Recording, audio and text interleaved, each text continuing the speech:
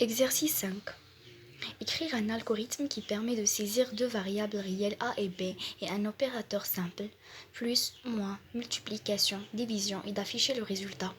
Donc notre programme va accepter comme entrée deux variables réelles A et B et aussi un opérateur simple, alors que le résultat sera donc le résultat de l'opération. Cela veut dire que l'utilisateur va saisir deux réels A et B et aussi il va choisir un opérateur parmi ces opérateurs et puis le programme va afficher le résultat convenable. Et bien tout simplement, d'après l'exercice, on a trois variables. A et B, ce sont les nombres réels que l'utilisateur va saisir. Alors C, c'est un caractère. Celui-là correspond à l'opérateur simple qui va saisir l'utilisateur. Donc, en mes algorithmes, j'ai choisi comme titre opération. Vous pouvez choisir ce que vous voulez. Variable, les deux entrées, A et B.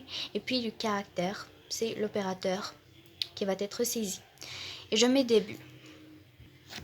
Et bien tout simplement, je vais commencer à afficher des messages à l'utilisateur, de lui demander de saisir le nombre A, de saisir le nombre B et aussi le caractère ou bien l'opérateur voulu. Alors, j'ai demandé à l'utilisateur de saisir le nombre A et de saisir le nombre B et de saisir l'opérateur qu'il désire. Et puis, tout simplement, la lecture de ces différentes variables. Alors, je vais mettre selon. C'est faire. Cela veut dire que je vais donner un ensemble des opérateurs qui sont donnés bien sûr par l'exercice et l'utilisateur il doit tout simplement choisir un parmi ces opérateurs et puis je vais faire l'opération selon l'opérateur qui a demandé. D'après l'exercice, on a le plus, on a le moins et on a la multiplication et la division.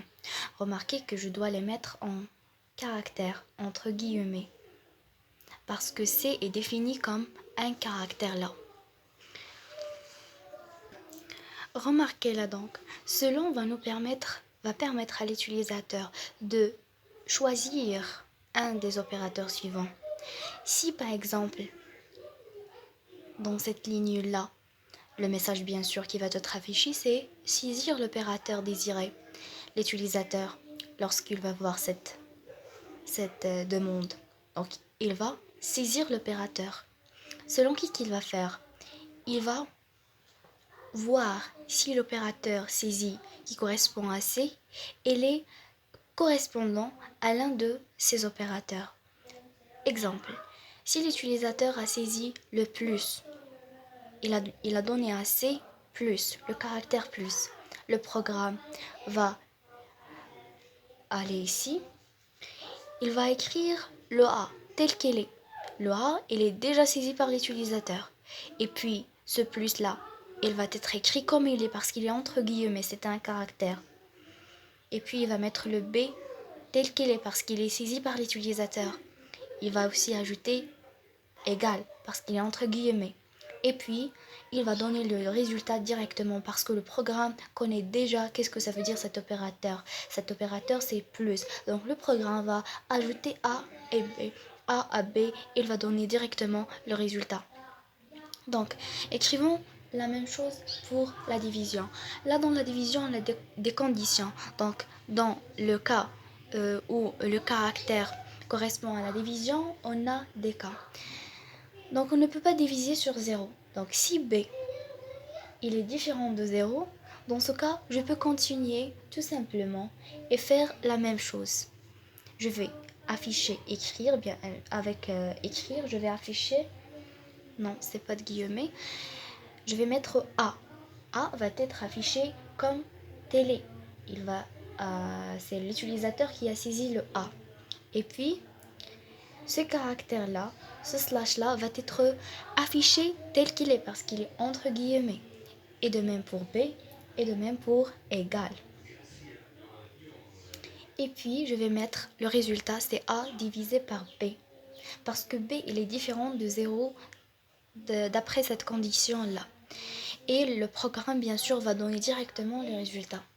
Donc, sinon, alors, dans le cas où B est nul, dans ce cas, je vais par exemple, afficher à l'utilisateur le erreur parce que on ne peut pas diviser par 0. Et comme ça, je finis la boucle si avec le fin si. Alors, on a un cas dans selon. Si l'utilisateur a donné au caractère C un opérateur qui n'existe pas là. Donc, dans ce cas, je vais venir ici et je vais faire sinon. Donc, sinon, ça veut dire que si l'utilisateur n'a saisi aucun opérateur parmi ces opérateurs-là. Dans ce cas, je vais afficher à l'utilisateur que l'opérateur qu'il a saisi n'existe pas. Donc, opérateur inexistant. Ou bien incorrect, tout simplement. Incorrect. Et puis, le fin selon.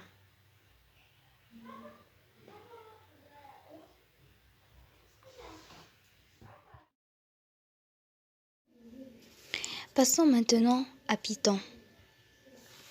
Donc, comme d'habitude, je vais demander à l'utilisateur de saisir les nombres A et B et puis le caractère C.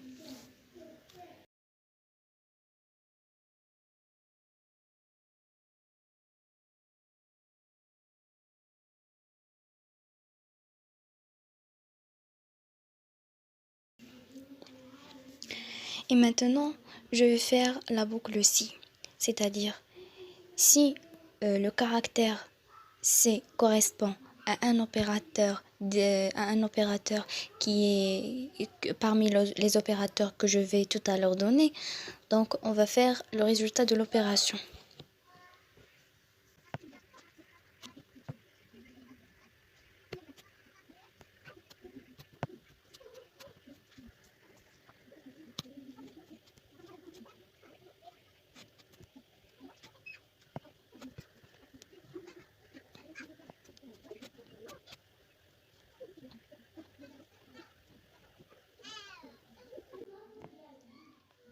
Je suis arrivée maintenant à la dernière où je serai obligée d'ajouter une autre boucle à l'intérieur d'une boucle. C'est la boucle if. Donc là, je vais mettre une autre condition sur B. Si B il est différent de 0,8, dans ce cas, je vais faire une opération, c'est normal, donc divisé par B. Et l'if, cela correspond à la boucle imbriquée, elif.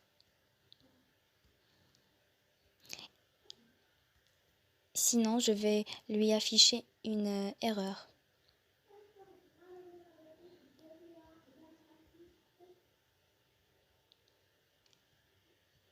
Et voilà, je suis arrivée à la dernière étape, c'est si l'utilisateur a saisi un opérateur qui n'existe pas.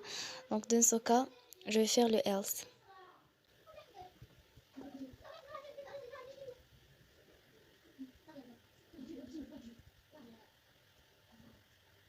Je suis désolée ici, je dois les inverser.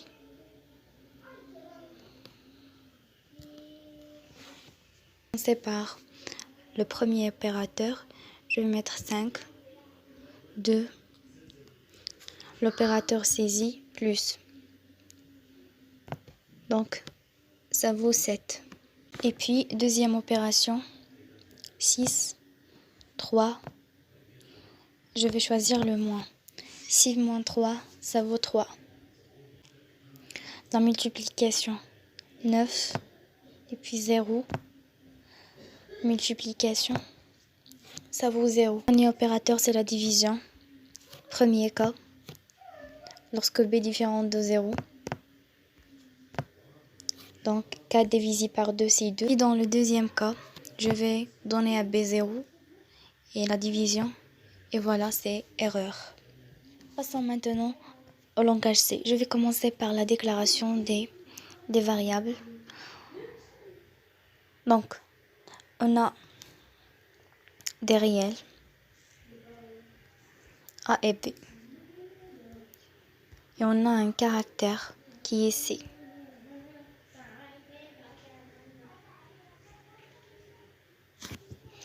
Je vais choisir A minuscule, c'est mieux.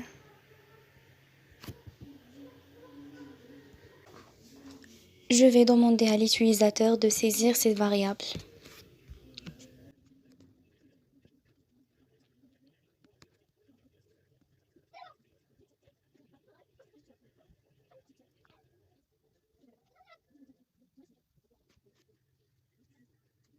Donc, comme on a vu dans l'algorithme, on a utilisé ce long. Maintenant, je vais utiliser le switch.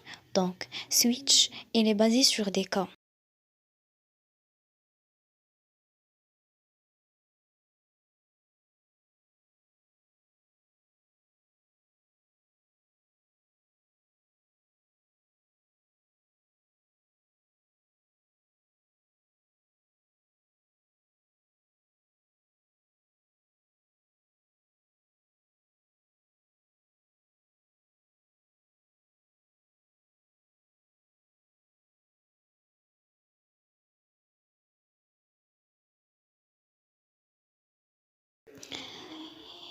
Et comme ce qu'on a fait dans Python, je vais faire le else de switch.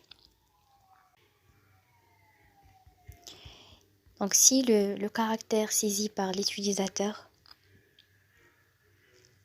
n'existe pas, je vais mettre ça.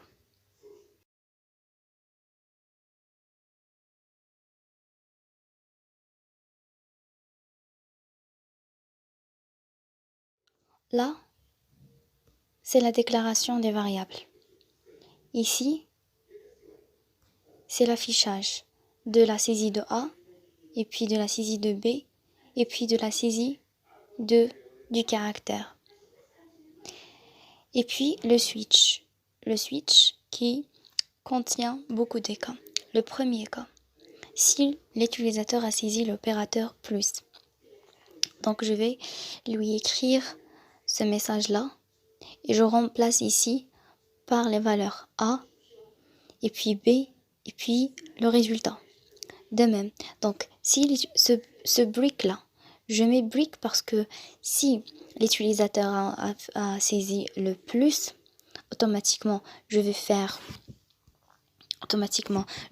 cela et je vais arrêter. Je ne vais pas continuer ça. Si l'utilisateur a choisi le plus, automatiquement je vais faire les résultats et je vais m'arrêter. Si l'utilisateur a choisi la multiplication, ce cas-là, donc je vais lui donner les résultats et puis je vais m'arrêter. Je ne vais pas continuer. C'est pas la peine. On va exécuter, on va voir.